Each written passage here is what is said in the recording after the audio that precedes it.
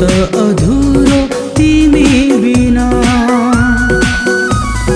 तिमी छोरा पो हाँसेकी छु म, तिमी छेउरा पो बाँचेको छु म।